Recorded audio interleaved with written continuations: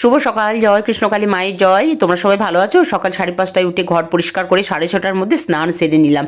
জয়ী আজকে ছাদে একাই হাঁটছে, আমার আসলে হবে না তো, আমাকে সিউড়ি যেতে হবে না? সমস্ত ঘর কাজকর্ম গুছিয়ে ঠাকুর পুজো করে টিফিন খেয়ে তারপর যেতে হবে। ঠাকুর ঘর পরিষ্কার করে গোপোষ সোনাকে স্নান করিয়ে জামা পরিয়ে দেওয়া হলো। কয়েকদিন আমরা ঠাকুর ঘরে আসতে পারবো না, ধুলো ভর্তি হয়ে থাকবে। শাশুড়ি মা তো সেইভাবে কিছু করতে পারেন না, সকালে একবার ভোগ জল আর সন্ধ্যাবেলায় সন্ধ্যা জ্বালা ছাড়া ওনার আর কিছু করা সম্ভব হয় না। জয়ী একটু শুকনো মুড়ি আর বিস্কুট খেয়ে নিল। 2.5 ঘন্টা অন্তর অন্তর ওকে খাওয়াতে হবে, আর ওর জন্য একটু চিড়ের পরোটা বানিয়ে নিয়েছি। বেরোনোর সময় দেখছি শ্বশুরমশাই এখনও ওঠেননি, উনি উঠতে 9টা বাজিয়ে দেবেন। তো যাই হোক, আমাদের আজকে যাওয়ার ব্যবস্থা হয়েছে ট্রেনে। জানো তো, বাসে জার্নিটা খুব কষ্টকর, 3.5-4 ঘন্টা সময় লেগে যায়, পা ঝুলিয়ে বসে থাকতে থাকতে পাগুলো ফুলে যায় জানো। তাই জন্য ট্রেনে যাবো, আর ট্রেনের জার্নি তো বলার কথা নেই, তোমরা তো জানো কত আরামদায়ক। নিমতিতা আজিমগঞ্জ যে ট্রেনটা ওইটাই দেয় আমোদপুর। 8টা 20-তে ছাড়বে, বেশিক্ষণ টাইম লাগবে না। আর এই ট্রেনে একটা বিশেষ সুবিধা আছে, কম্পার্টমেন্টগুলো এত ফাঁকা, মনে হয় যেন নিজের ঘরেই বসে আছি জানো। আর ট্রেনে উঠে উঠেই না আজ একটা মনের ইচ্ছা পূর্ণ হয়ে গেল।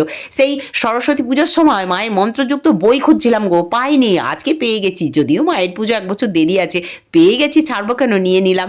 আর একটা এই যে মাফলারটা, ছোট মাফলারটা নিয়ে এসেছিলাম বলে আমার অনেক সুবিধা হলো। কি হাঁচি হচ্ছে গো, ট্রেনে হাওয়া চলছে তো খুব, কান দিয়ে বেঁধে নিলাম। জয়ীকে পরোটাটা বের করে দিলাম, সেই কখন শুকনো মুড়ি খেয়ে এসছে, ওইটা আর পেটে থাকে বলো।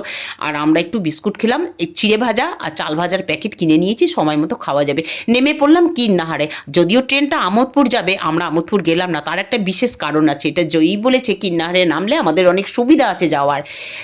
আমোদপুরে নামলে রেল লাইন টপকে বাস স্ট্যান্ডে এসে বাস এত ভিড় থাকে যে বসবার সিট পায় না, বাধ্য হয়ে অটো বা টোটো রিজার্ভ করে 300 টাকা ভাড়া দিয়ে যেতে হয়। আর এইখানে আমরা এখন কিন্নাহার থেকে টানা ফাঁকা বাস পেয়ে যাব সিউড়ি যাবার। এই যে লোকনাথ মন্ডা মহল দেখলে বাস স্ট্যান্ড ঢোকার আগে, এখানে এত টেস্টি মন্ডা তৈরি হয় না, তোমরা যদি কোনোদিন সম্ভব হয় একবার খেয়ে দেখো, তারপর আমাকে কমেন্ট করো। আজকে যদিও আমাদের নেওয়া সম্ভব হয়নি আর নিতামও না, কারণ জয়ী ডেয়ারি প্রোডাক্ট সব নিষেধ আছে না। বাসে উঠে পড়লাম, বাস তো ফাঁকা, কিন্নার থেকেই যাচ্ছে সব সিউড়ি। আর একটা সুবিধা কি আছে জানো তো, 40 টাকা করে পার হেড ভাড়া, আর ট্রেনে নিয়েছে যেটা 10 টাকা পার হেড, যেখানে 50 টাকায় আমি কাটোয়া থেকে সিউড়ি চলে যাচ্ছি। আর বাসে হলে টানা বাসে 80 টাকা লাগতো, আর ফ্রিতে ওই কষ্টগুলো পেতাম, তাই না বলো। আর এইটুকু বাস জার্নিতে কোনো কষ্ট নেই। কথা বলতে বলতেই চলে এলাম সিউড়ি। এই দেখো আমাদের কোয়ার্টারে ঢুকে গেলাম। নিজের সন্তানকে বাঁচাতে গিয়ে অন্য সন্তানের তো ক্ষতি করতে পারি না, গাছগুলোও তো আমাদের সন্তান, ওদেরকেও বাঁচানো তো আমাদের কর্তব্য, তাই না। হরদাকে বলেছিলাম ফোন করে গাছগুলো জল দিতে, দাদা কিন্তু জল দিয়ে গাছগুলো বাঁচিয়ে রেখেছে। দেখো, তোমরা ভালো থেকো, সুস্থ থেকো।